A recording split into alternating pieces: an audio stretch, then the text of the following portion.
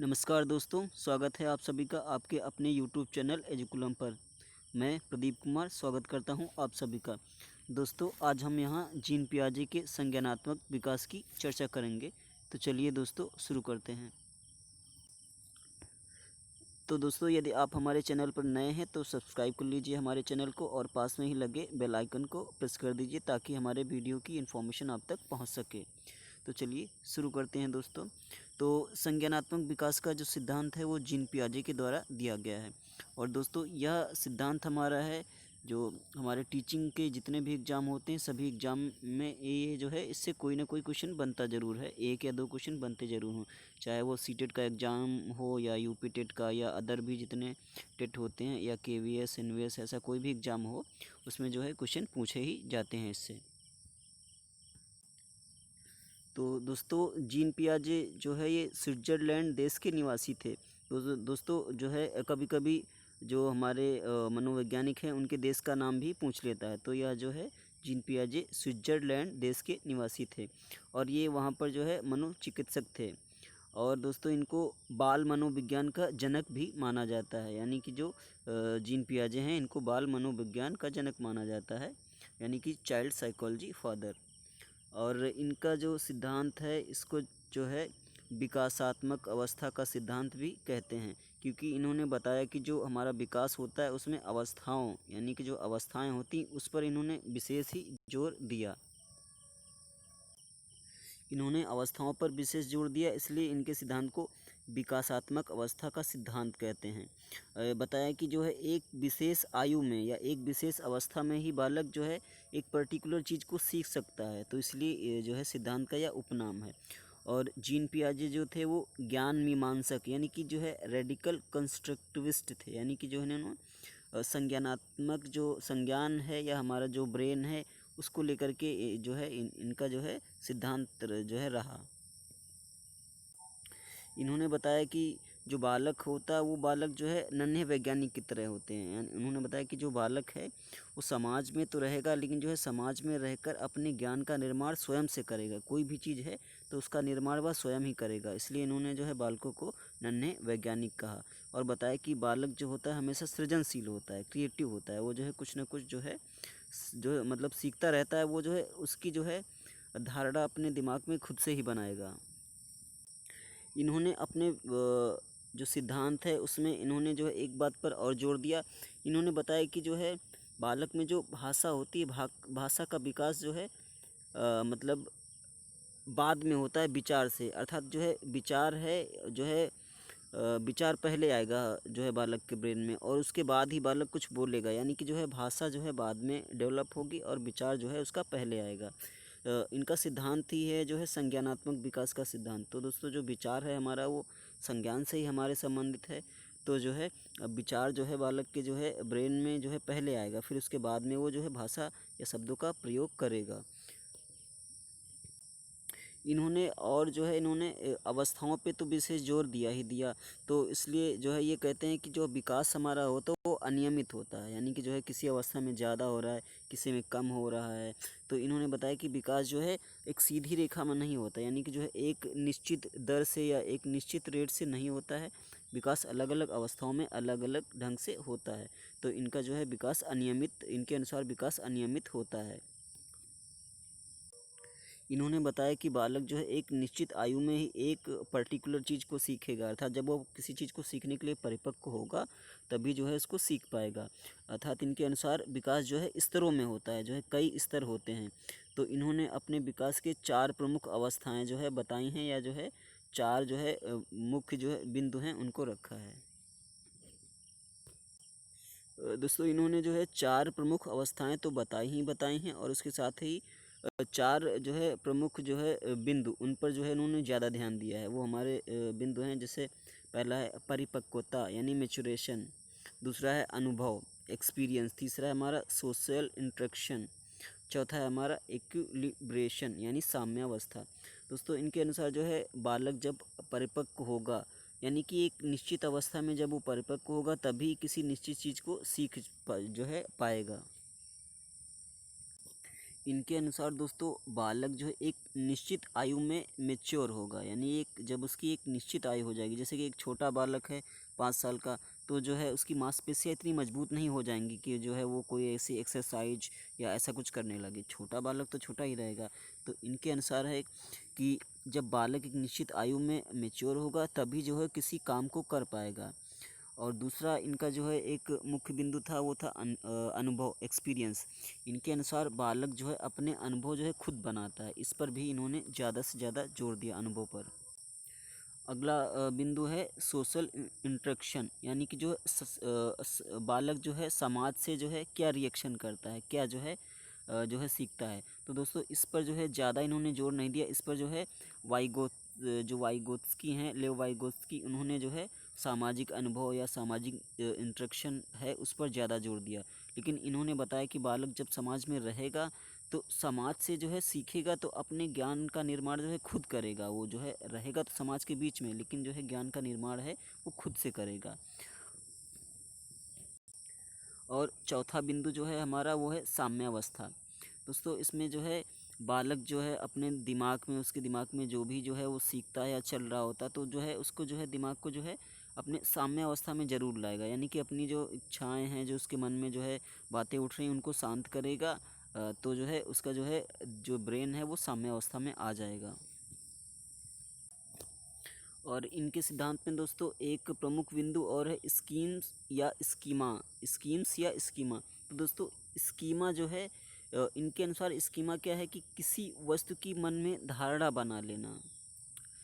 बालक जो है किसी भी वस्तु को देखता है तो उसके जो है प्रति एक धारणा जो है बना लेता है, कि जैसे जो है अब जो है बालक जब छोटा होता है तो जो है मान लो उसने अपने घर में बिल्ली देखी, तो जो है अपने दिमाग में जो है स्कीमा एक जो है बना लेगा बिल्ली का। बिल्ली जो है उसके 4 पैर होते हैं, काले रंग की होती है, कैसी आवाज़ निकालती है, इन सब चीज़ें जो है चीज़ों का एक स्कीमा उसके दिमाग में बन जाएगा। और दोस्तों यह जो स्कीमा है, स्कीमा यह बदलता भी रहता है, यानी कि बालक जैसे कुछ जब छोटा होता है तो कुछ देखता है, फिर जो है धीरे धीरे समाज में रहते हुए और देखता है, सीखता रहता है। तो क्या होता है, यही जो है हमारा साम्य अवस्था से संबंधित होता है, यानी कि जब बालक कुछ नई चीज़ें देखेगा या पुरानी जो चीज़ें हैं उनमें कुछ जो है और जोड़ेगा या कुछ देखेगा, तो जो है तो वो क्या होता है उसके दिमाग में जो हलचल चलती रहती है ना, उसी को जो है बालक जो है साम्य अवस्था में लाएगा, यानी कि जो है अपनी इच्छाओं को शांत करेगा। जो उसके दिमाग में सवाल उठ रहे हैं उनके जो है उत्तर जानकर शांत हो जाएगा उसका जो है जो इच्छाएं थी, तो क्या हो उसका जो है दिमाग साम्य अवस्था में आ जाएगा। तो ये साम्य अवस्था जो है इस स्कीमा से ही दोस्तों जीन पियाजे ने एक और जो है जो मेन जो बिंदु है उस पर भी फोकस किया। इन्होंने कहा है कि रेडिनेस टू लर्न, यानी कि जो है सीखने के लिए तत्परता, या जो है मतलब सीखने के लिए जो तत्परता होती है, यानी कि सीखने के लिए तैयार होना।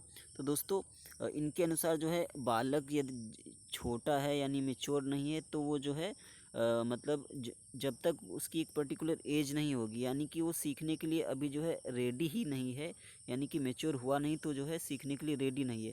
तो यानी जब तक वो सीखने के लिए जो है रेडी नहीं जो है तब तक वह सीख नहीं सकता है। तो यही जो है नियम जो है रेडीनेस टू लर्न है। और एक नियम दोस्तों जो है थॉर्नडाइक का है, लॉ ऑफ रेडीनेस। तो दोस्तों वो जो है थोड़ा नियम अलग है।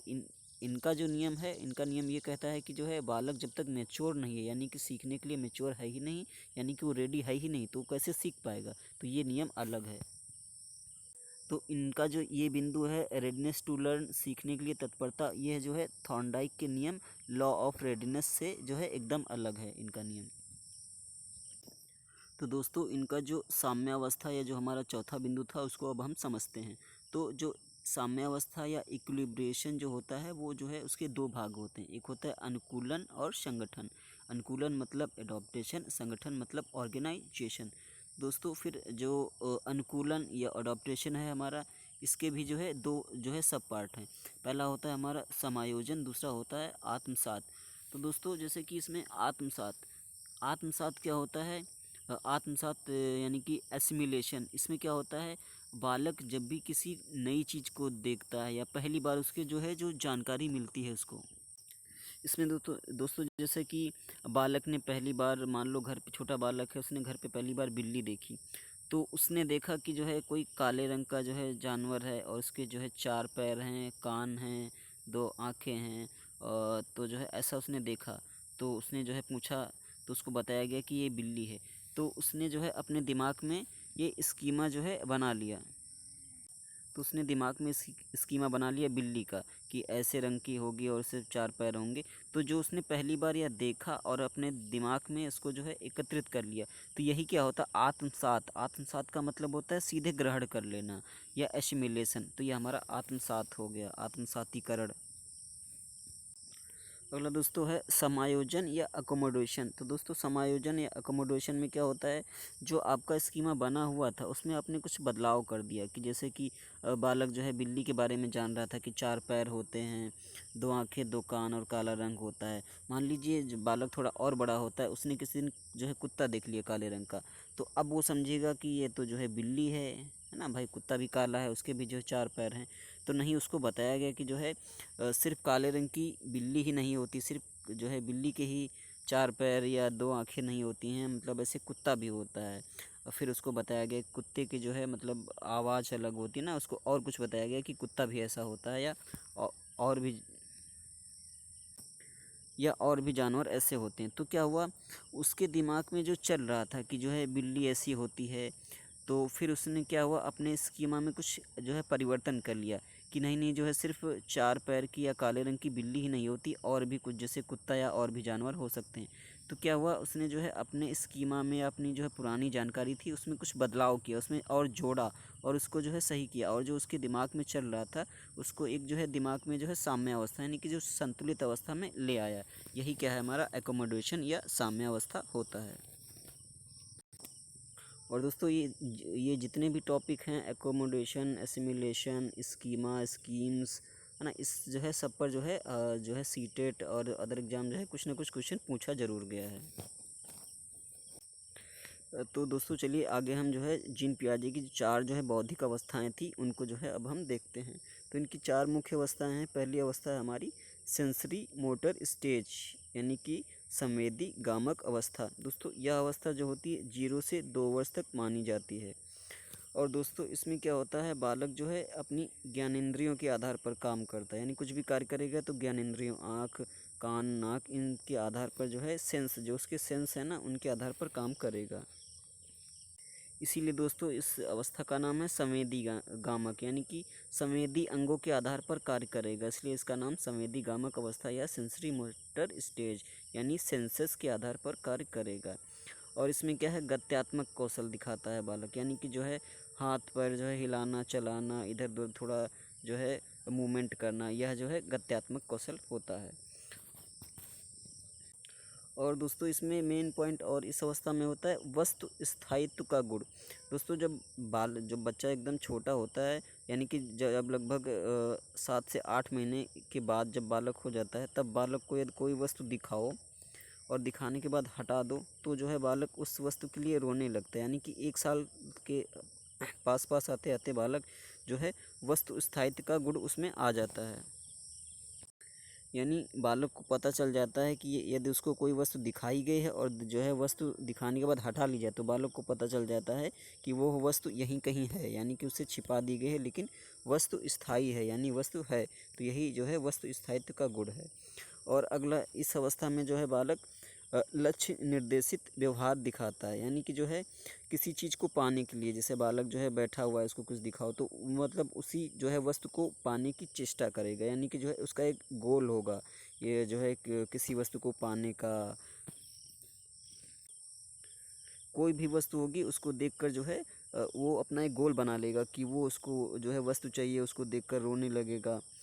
और दोस्तों अगला इसका जो है मेन करेक्टर और इसमें करेक्टर में होता है डिफर्ड इमिटेशन यानी अनुकरण करना। डिफर्ड इमिटेशन का मतलब अनुकरण करना, यानी बालक किस अवस्था में जो है दूसरों को देखकर अनुकरण करता है। जैसे कि कोई सामने खड़ा है मुस्कुरा रहा है तो बालक भी मुस्कुराने लगा, कोई हंस रहा है तो जो है बालक भी हंसने लगता है। ये क्या होता है, अनुकरण करता है। और एक और गुण होता है रिफ्लेक्स एक्शन का, यानी कि बालक चौंकता है, यानी कि जो बालक लेटा हुआ है आप आइए, अचानक से थोड़ी जो है आवाज़ तेज करके बोल दीजिए तो बालक चौंक जाता है, या उसके सामने से जो है हाथ हिलाइए तो बालक जो है चौंक जाएगा। तो यह क्या होता है, रिफ्लेक्स एक्शन होता है। तो जो है इस अवस्था में सेंसरी मोटर स्टेज में यह भी जो है एक प्रॉपर्टी होती है। और अगला दोस्तों जो है कभी कभी एग्जाम में जो है सेंसरी मोटर स्टेज में कुछ उप अवस्थाएँ भी होती हैं, इनको भी कभी कभी जो है पूछता है। हालांकि जो है जो मेन रूप से तो चार जो हमारी अवस्थाएं हैं उनको ही पूछता है, लेकिन कभी कभी जो ये सेंसरी मोटर स्टेज की जो उप अवस्था है उसमें भी कुछ अवस्थाएं हैं उनको वो पूछता है, तो इसको भी हम बता देते हैं। इसमें जैसे कि अभी ऊपर जो है बताया कि जैसे प्रतिवर्ती क्रियाओं की अवस्था यानी कि रिफ्लेक्स एक्शन स्टेज। दोस्तों यह जो है जन्म से 30 दिन के अंदर होती है, यानी बालक जब बहुत ही छोटा होता है तब जो है उसके सामने यदि जो है अचानक से तेज़ आवाज़ कर दो या अचानक से कोई वस्तु अचानक से दिखाओ तो बालक क्या करता है, चौंक जाता है। तो यही दोस्तों होता है प्रतिवर्ती क्रियाओं की अवस्था, यानी कि जो है रिफ्लेक्स एक्शन देता है। और जो है बच्चा जो है मतलब कोई वस्तु उसके मुंह में लगाओ तो वो चूसने लगता है, यानी कि जो है शक करता है। जो है मतलब ये होता है इसमें। अगली स्टेज है हमारी प्रमुख वृत्ति प्रतिक्रियाओं की अवस्था, यानी कि stage of primary circular reaction. दोस्तों यह जो होती है हमारी 1 महीने से 4 महीने की बीच की अवस्था होती है।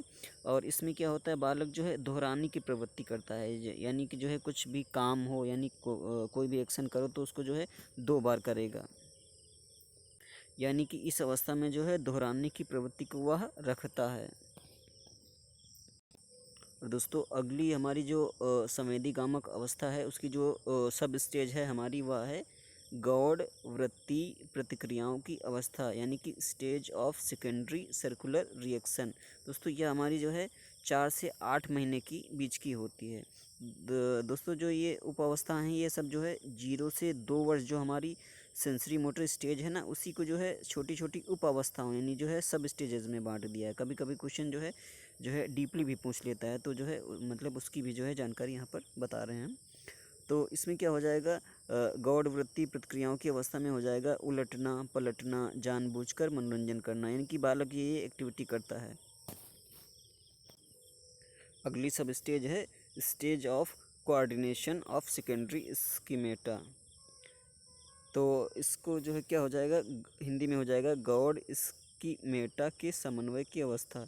यह अवस्था 8 से 12 महीने के बीच में होती है। इस अवस्था में जो है बालक जो है जैसे उसमें जो वस्तु स्थायित्व का गुण होता है ना, जैसे कि कोई वस्तु दिखाई इसको छिपा दिया तो बालक जो है उसको ढूंढने की कोशिश करता है या जो है रोने लगता है।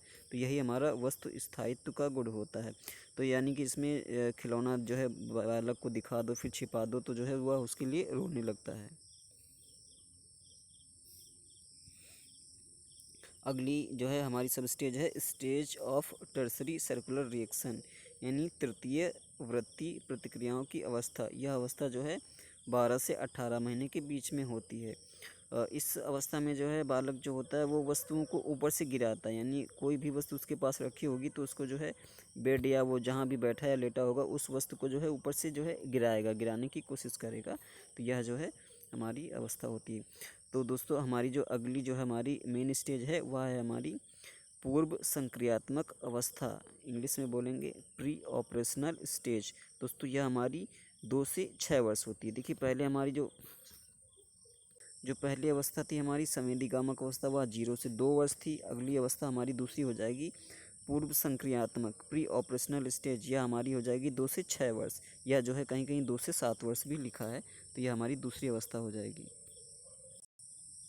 इस अवस्था में जो है बालक जो है तर्क करेगा, यानी कि ऐसे तर्क करेगा जिनका कोई जो है मतलब कोई बेस नहीं होगा, यानी कि जो है बिना वजह के मतलब इधर उधर या फालतू की जो भी उसको बातें आएंगी समझ में उन पे जो है वो बहस करेगा।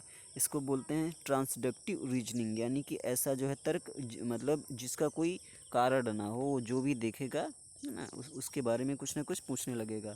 और इसमें जो है अपलटावी का गुण, दोस्तों यह इम्पोर्टेंट जो है शब्द है, उसमें अपलटावी जो है गुण आ जाता है। तो अपलटावी गुण का मतलब होता है कि उसको जो है जैसे कि हम एक जो है थाली लेते हैं, मतलब जो है 1 लीटर पानी लेते हैं, उसको जो है एक बॉटल में भर के रख देते हैं और वही जो है 1 लीटर पानी हम एक थाली में रख देते हैं। तो बालक को जो मतलब उसको जो है जो ज़्यादा दिखेगा, जैसे बोतल लंबी है उसमें जो उसको जो है ऐसा लगेगा कि जो है मतलब पानी ज़्यादा है, तो बालक से पूछोगे तो वही जो 1 लीटर जो बॉटल में पानी है उसको ज़्यादा बताएगा। और वही पानी यदि मतलब थाली या किसी प्लेन बर्तन में रख दो तो उसमें जो है वो मतलब जो है उसको कम बताएगा, यानी कि उसमें जो है अपलटावी का गुण होता है, यानी कि जो है वो मतलब जो मेन वो होता है ना आयतन का या वॉल्यूम का, वो यानी कि उसको जो है आयतन के बारे में जो है जानकारी नहीं होती है। और दोस्तों जो है इसमें जो है एक बालक जो होता है केंद्रित होता है, यानी कि जो है सेंट्रेशन का भी गुण उसमें पाया जाता है। और एक्स्ट्रा स्पीच यानी कि जो है फालतू बातें करेगा, इधर उधर की मतलब जो भी उसके दिमाग में आएगा वो बोलता जाएगा। और इसमें जो है एगोसेंट्रिक एगोसेंट्रिक का भी जो है गुण होगा इस अवस्था में। दोस्तों ईगोसेंट्रिक यह इन जो है जीन पियाजे की अवस्था का बहुत ही जो है इम्पोर्टेंट शब्द है। इस पर जो है हर एग्जाम में जो है कोई ना कोई क्वेश्चन बनता ज़रूर है। देखो ईगोसेंट्रिक का मतलब होता है अहम केंद्रिता, यानी कि बालक जो है जब मतलब बालक अपने आप से ही मतलब रखता है। यदि वह खुश है तो उसको लगेगा सभी खुश हैं, यानी उसका कुछ फ़ायदा हो रहा है तो वह बहुत खुश है, यानी कि अपने तक ही सीमित रहता है। उसकी सोच जो है अपने तक ही सीमित होगी। वह खुश होगा तो बहुत जो है मतलब खुश होगा, यदि उसको जो है कोई कष्ट है तो लगेगा जो है सारी दुनिया में सबको कष्ट है ना, तो जो है सारी सोच उसकी जो है अपने आप तक ही सीमित रहती है। और दोस्तों लेव वाइगोत्स्की जो हैं उन्होंने भी ऐसा ही जो है शब्द दिया है। उन्होंने भी जो है उसको उसको बोला है प्राइवेट स्पीच, यानी कि वाइगोत्स्की के अनुसार प्राइवेट स्पीच और पियाजे के अनुसार एगोसेंट्रिक जो है एगोसेंट्रिक स्पीच या मतलब एगोसेंट्रिक है ना। तो उनका जो प्राइवेट स्पीच है ना वो थोड़ा सा अलग है, लेकिन जो है ये मतलब होते मतलब उनका टर्म और ये टर्म जो है बहुत ही इंपॉर्टेंट टर्म है। मतलब कि जो जीन पियाजे हैं उन्होंने जो है इसको एगोसेंट्रिक कहा है, और जो लेव वाइगोत्स्की हैं उन्होंने इसको प्राइवेट स्पीच कहा है। और इस अवस्था में दोस्तों जो है बालक जो है किसी भी निर्जीव वस्तु को सजीव मानता है, यानी कि जो है बालक जैसे मान लो जो है रोने लगा या गिर गया ज़मीन पे, तो जो है किसी भी जैसे कि बालक मेज़ पे बैठा हुआ है और जो है मतलब मेज़ से गिर गया या मेज़ से टकरा गया, तो जो है आप जो है मतलब वो जो है बोलोगे कि मेज़ है तो उसको जो है से डांट दो या मार दो, तो जो है बालक बहुत खुश हो जाएगा। बालक को लगता है उसको लगता है कि जो है सारी निर्जीव चीज़ें हैं वो सभी जीवित हैं, यानी कि जो है उसमें अजैववाद का गुण होता है, यानी कि उसको सभी निर्जीव चीज़ें सजीव लगती हैं, तो यह उसके अंदर जो है प्रॉपर्टी पाई जाती है। अगली हमारी अवस्था है जो हमारी तीसरी अवस्था है, मूर्त संक्रियात्मक अवस्था। दोस्तों यह हमारी अवस्था 7 से 11 वर्ष होती है। दोस्तों हमारी जो पहली अवस्था थी वो जो है संवेदीगामक अवस्था 0 से 2 वर्ष, दूसरी अवस्था थी हमारी 2 से 6 वर्ष या 7 वर्ष, और तीसरी हमारी अवस्था है 7 से 11 वर्ष। तो दोस्तों यह अवस्था जो हमारी होती है स्कूल एज होती है या गैंग एज भी इसको बोलते हैं, यानी कि बालक जो है इस अवस्था में स्कूल जाने लगता है, या जो है बालक आसपास जो है लोगों से मिलने लगता है, समूह बनाने लगता है, तो इसलिए जो है इसको गैंग एज कहते हैं। और इस अवस्था में जो है बालक जो है मूर्त चीज़ों पर भरोसा करेगा, जो उसको दिखाई पड़ती हैं बाहर वो उनको देखेगा और उन्हीं पर जो है भरोसा करेगा। और इसमें जो है और इस अवस्था में जो है रिश्ते नाते जो है समझने लगता है, यानी कि मम्मी पापा चाचा चाची जो है इन सब के जो है मतलब समझने लगता है ये कौन है ना, तो ये सारे जो है रिश्ते नाते उसको जो है समझ में आने लगते हैं।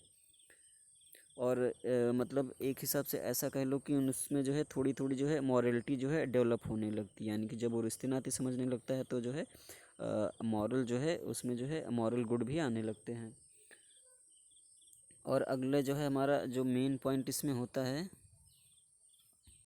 अगला जो है हमारा देखिए दोस्तों इसमें CCS है ना, इसमें क्या होता है कंजर्वेशन क्लासिफिकेशन सीरियसन, ये जो है तीन जो ये प्रॉपर्टीज़ हैं बहुत इंपॉर्टेंट है। CCS कंजर्वेशन क्लासिफिकेशन सीरियसन, कंजर्वेशन का मतलब संरक्षण, यानी कि जो है बालक को अब 1 लीटर की बोतल में पानी लो, चाहे जो है इसको थाली में डालो या ग्लास में कहीं भी डालो, वो उसको जो है समझ में आ जाता है कि 1 लीटर पानी को कहीं भी रखो वो 1 लीटर ही रहेगा, यानी कि जो है उसमें जो है संरक्षण का जो है गुण आ जाता है। और क्लासिफिकेशन का मतलब है वर्गीकरण। तो दोस्तों इसमें जो है बालक होता है रंग रूप आकार आदि के आधार पर जो है वस्तुएं अलग करने लगता है, जैसे कि आपने जो है खिलौने दे दिए या जो है कुछ दे दिया, उसने आपने बताया कि गोल चीज़ें एक जगह रखो, या आपने कोई रंग बता दिया कि रेड कलर की वस्तुएं एक तरफ रखो, तो ऐसे जो है बालक जो है मूर्त चीज़ें जो उसको दिखाई पड़ देता है उसके आधार पर जो है बालक जो है क्लासिफिकेशन करने लगता है, यानी वस्तुएं अलग अलग रखने लगता है। और अगला जो है ये होता है सीरिएशन, यानी कि जो है क्रम से लगाना। क्रम से लगाना कि मान लो जो है छोटी वस्तुएं फिर जो है बड़ी वस्तुएं रखो, तो बालक जो है देख कर जो है देखेगा छोटी वस्तु कौन है बड़ी वस्तु कौन है, उसको जो है एक सीरियल से लगाएगा। तो यह इसके अंदर जो है गुण आ जाता है।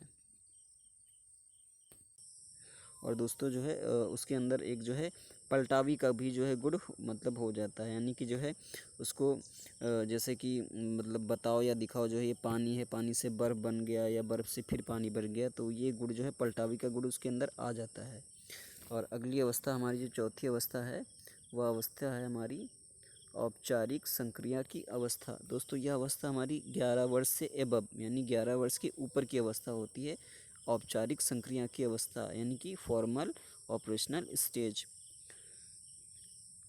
इस अवस्था में जो है बालक जो है मतलब मेच्योर जो है किशोरावस्था की तरफ जाने लगता है, यानी कि जो है बालक जो है किशोर हो जाता है। तो उसमें क्या होता है फिर वो अमूर्त चीज़ों पर भी जो है विश्वास करने लगता है, यानी जो उसे दिखाई नहीं दे रहा है वह उसके बारे में भी सोचने लगता है, यानी उन पर जो है तर्क करने लगता है, उस पर विचार करने लगता है। यानी इसको बोलते हैं अब्स्ट्रैक्ट थिंकिंग। जो वस्तु दिखाई नहीं पड़ रही उस पर भी वो विचार करेगा, रीजनिंग करेगा, लोगों से पूछेगा और बहस करेगा। और फिर एक और प्रॉपर्टी है डिडक्टिव रीजनिंग, यानी कि जो है उसके अंदर डिडक्टिव रीजनिंग का गुण आ जाता है। जो चीज़ें नहीं दिख रही हैं यानी कि जो है उनके गुण या ऐसे जो है पॉइंट को लेकर के जो है तर्क करेगा, बहस करेगा, यानी कि जो है नियम से उदाहरण की तरफ जो है ये ऐसा नियम होता है। यानी कि जो है वो जो है विशिष्ट से सामान्य की तरफ जो है जाने लगता है। तो दोस्तों जीन पियाजे की जो है हमने जो है 4 प्रमुख अवस्थाएं पढ़ी। संवेदीगामक अवस्था, और दूसरी